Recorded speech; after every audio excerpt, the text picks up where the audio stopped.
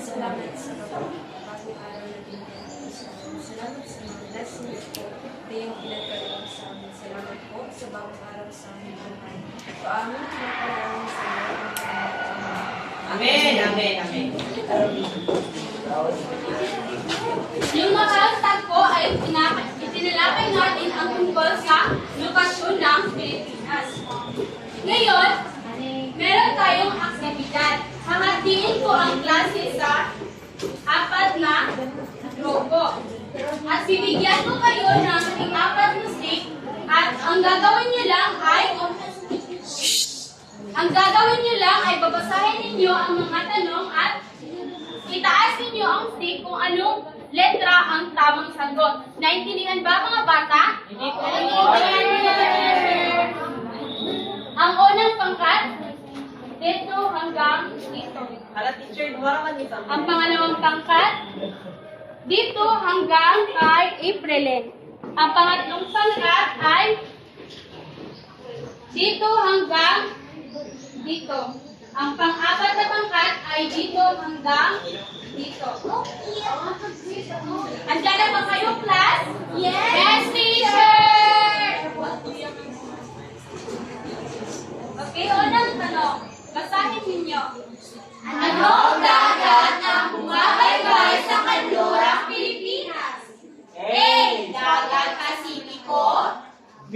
Dagat Timog China. C. Dagat Pacific. D. Dagat Luzon. 1, 2, 3, go! Okay, ang tamang sagot ay D! Yes!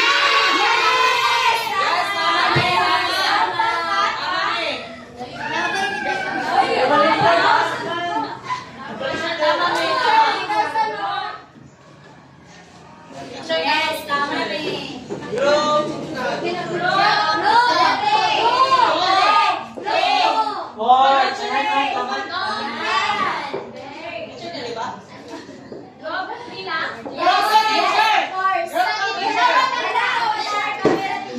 Pangalawang tanong. Basahin. Anong karagatan ang matatagpuan sa timog ng Pilipinas? A. Karagatang Artiko. B. Karagatang Indian. C. Karagatang Pasipiko. D.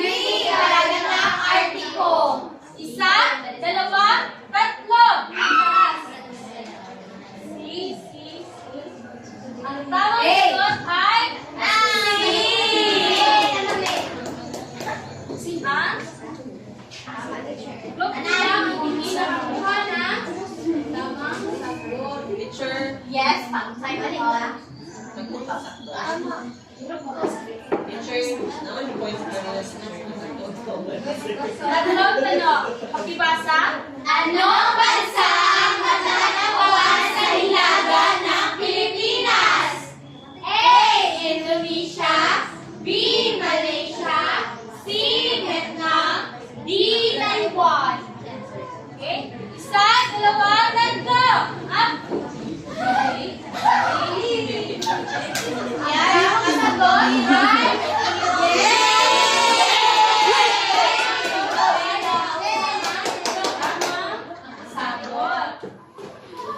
Yes, teacher, we're so brilliant. wow! Smart! Pang-apat na tanong. Anong direksyon mula sa Pilipinas ang bansang Vietnam? A. Hilaga. B. Silangan. C. Timog. D. Kanluran. 1, 2, 3. Up! Yan, sunod. Ikaw, teacher. Okay, ang tawag sagot ay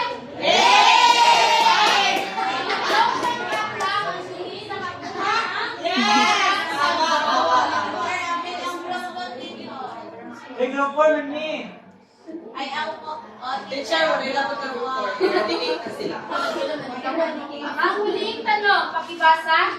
Alin sa mga sumusunod na bansa ay nagbabahagi ng isang maritime border sa Pilipinas? A.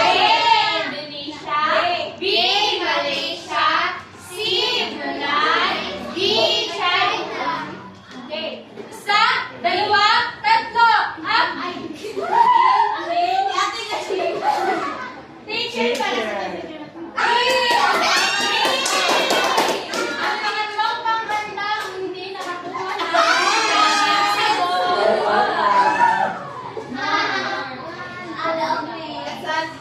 Teacher, Lois. Ang nanalo sa ating aktibidad ngayon ay ang Group 1, 2, and 3.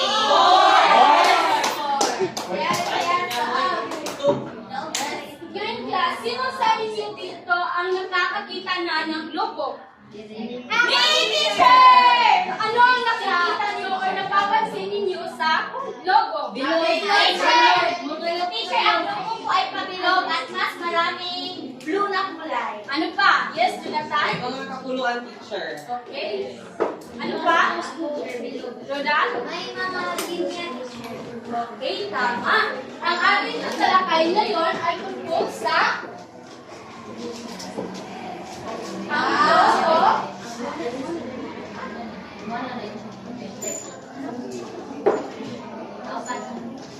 Teacher, you need help. Yes. Kaya yun, di ba? No. Teacher, you need help. Teacher, pinag-pinag-pinag po, teacher.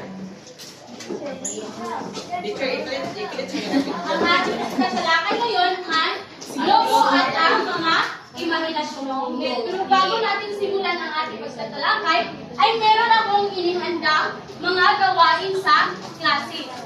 Pakibasa, class. Umupo ng maayos. Makinig ng mabuti sa guro habang nagsasalita sa harap. Itaas ang kanang kamay sa gustong sumagot.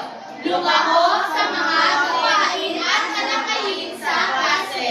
Naintindihan ba mga bata? Opo, teacher! Opo, teacher!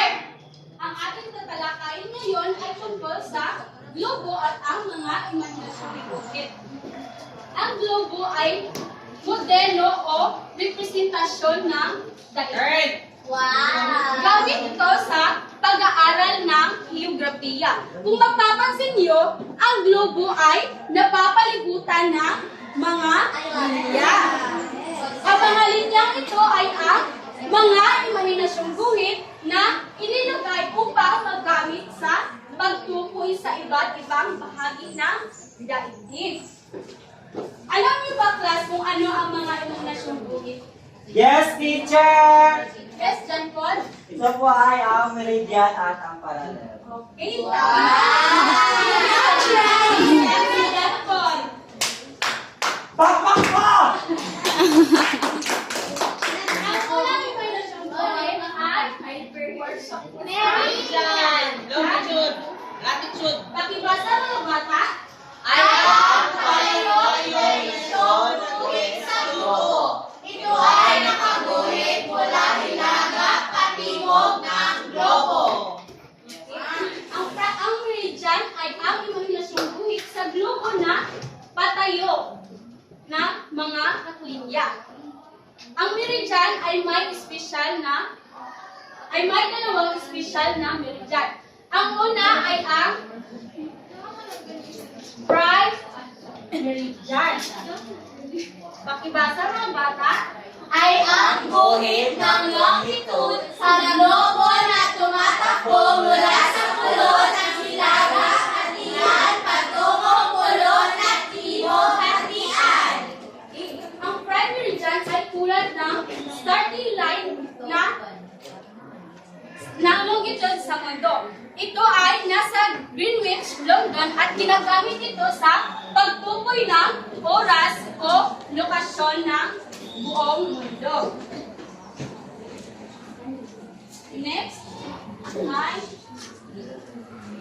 ang International dateline. Pakibasa mga bata. Ay ang imaginasyong guhit na naghahati sa mundo sa magkaibang araw. Okay. Ang International Dateline Class ay ang isang imahinaryong linya ng globo na nagtatakda ng pagbabago ng piksa. Kung tumawid ka mula sa linya ng silangan, ay nadadagdagan ang araw. Kapag mula naman sa kanluran, ay bumabalik ang oras. Ngayon, ito ang pangalawang imahinasyong guhit. Pakibasa mga bata. Parallel or latitude. Ang parallel ay ipahigang imaginasyong guhit sa globo. Okay. Kung ang meridian ay ang patayong imahinasyong guhit, ang parallel naman ay ang pahigang guhit ng globo. Nakaguhit ito mula sa silangan pakanluran ng globo. Ang parallel ay may 5 special na parallel. Una ay ang Ecuador! basa. Ang Ecuador o Sabay-sabay basahin class. Ang Ecuador o Equator ay matatagpuan sa gitnang bahagi ng globo. May pantay na layo mula sa North Pole at South Pole. Ang Ecuador ay siyang humahati sa bahaging daigdig ng hilaga at timog hating globo. Ito rin ang nagdiritang tumatanggap ng sinag ng araw at ito rin ang pinakamalaking bilog ng parallel. So, sino dito ang gustong humanap sa parallel dito sa ating globo class? Okay, Aljen? Pakihanap. Okay. Ito ang parallel na malaking bilog ng parallel. Okay. Ang pangalawang espesyal na parallel. Pakibasa mga bata. Ang tropiko ng Cancer o Tropic of Cancer ang pinakahilagang bahagi ng daigdig na natuwirang nagsisilagan ng araw. Okay. Ang tropiko ng Cancer class ay nagsisilbing hilagang hangganan ng tropics o ang rehiyon malapit sa equator at may mainit na klima. So, sino dito ang gustong humanap sa tropiko ng Cancer dito sa ating globe? Yan sana.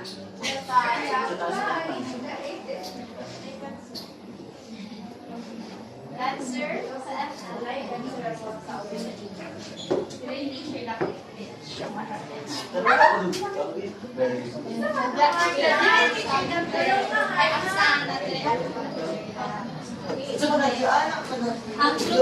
Ang tropiko ng Cancer ay dito. Nakikita niyo ba, class? Yes, teacher, natabi.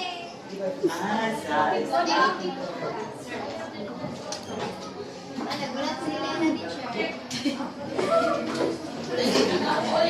Ang pangatlo, special na parallel ay ang tropiko ng Capricornio. Pakibasa mga bata. Ang tropiko ng Capricornio, Tropic of Capricorn, ang pinakatibok na bahagi ng mundo na tuwirang nasisinagan ng araw. Kung ang tropiko ng Cancer ay ang hilagang bahagi ng mundo na tuwirang nasisinagan ng araw, ang tropiko ng Capricornio naman ay ang timog ng bahagi na tuwirang nasisinagan ng araw. So, ito ang tropiko ng Capricornio. Jay, pwede niyo ba hanapin ang tropiko? Dati ko, Jay.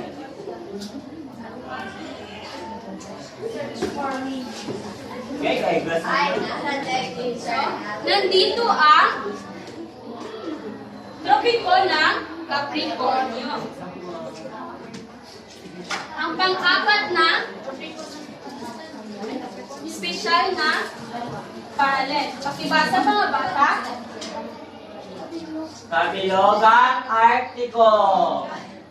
Ang kabilugang Artiko o Arctic Circle ang pinakadulong bahagi ng daigdig sa nilagang na naaabot ng malinis na sinag ng araw.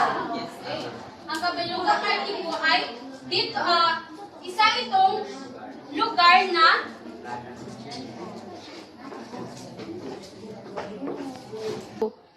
ang kabilugang Artiko naman ay ang lugar ng hilaga na napapalibutan o nababalot ng yelo. At may mga talampas ito ng yelo. At dito rin nakatira ang mga hayop na nabubuhay sa malalamig na klima. So ano-ano ang mga Polar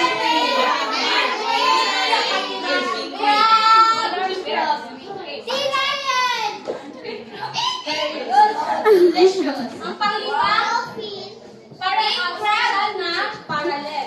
Kabilugang Antarctico. Ang kabilugang Antarctico o Antarctic Circle ang pinakadulong bahagi ng daigdig sa bigong na naabot ng malinis na sinag ng araw. Kung ang kabilugang Antarctico ay dito natin makikita sa ibabaw. Ang kabilugang Antarctico naman ay dito sa baba. Naintindihan niyo ba mga bata? Opo, teacher! Okay. Kung talagang naintindihan ninyo ang ating hinalayan ngayong umaga, ay may mga tanong ako inipagda para sa inyo. Letter B, teacher. Ano ang B. dalawang special na meridian? Yes, Charlie? Ang dalawang special na meridian ay ang prime meridian na sa International Daylight. Wow! Ang palakpak, Charlie. 1, 2, 3, 4, 5! Ano naman ang tuwirang ano naman ang hilagang tuwirang nasisinagan ng araw? Yes, Gabio? Tropiko ng Cancer. Tama. Bigyan ng 5 palakpak. 1, 2, 3, 4, 5. Okay. Magbigay ng 3 espesyal na parallel. Magbigay ng 3 espesyal na parallel. Joanna na teacher. Juan? Yes, Hannah? Teacher, Ecuador, Tropiko ng Cancer at Tropiko ng Antarctica. Okay, tama. Bigyan ng 5 palakpak si Hannah. 1, 2, 3, 4, 5. Again, class, ano-ano ang mga kahalagahan ng logo at ang mga imahinasyong guhit? Ano-ano ang mga kahalagahan ng imahinasyong guhit? Jonathan? Letter B, teacher. Sarap. Para ano, teacher, para matukoy natin ang lokasyon ng bawat lugar natin. Yes.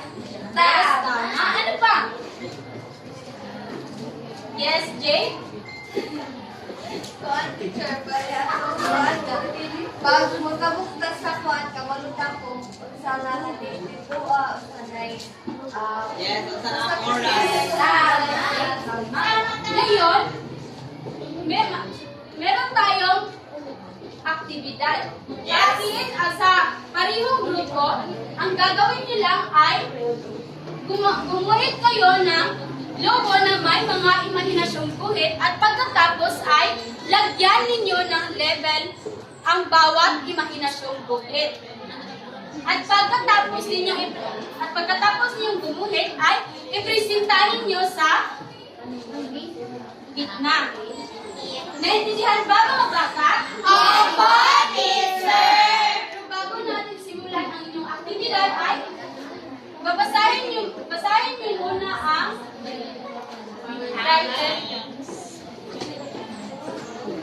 Wow, okay. God also included Joanna, ano pinagda? not only like that. Pakipasa mga bata. Kooperasyon, timeliness, malikhain, tamang sagot.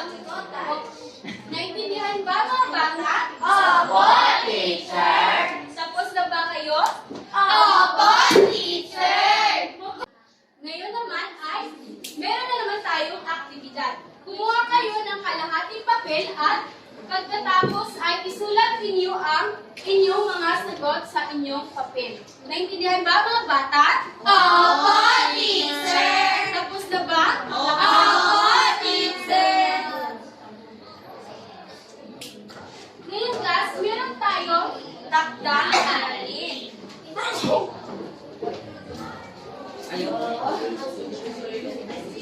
Pakibasa mga bata. Gumawa ng isang gamit ang mga materyales tulad na papel, paper mache, styrofoam,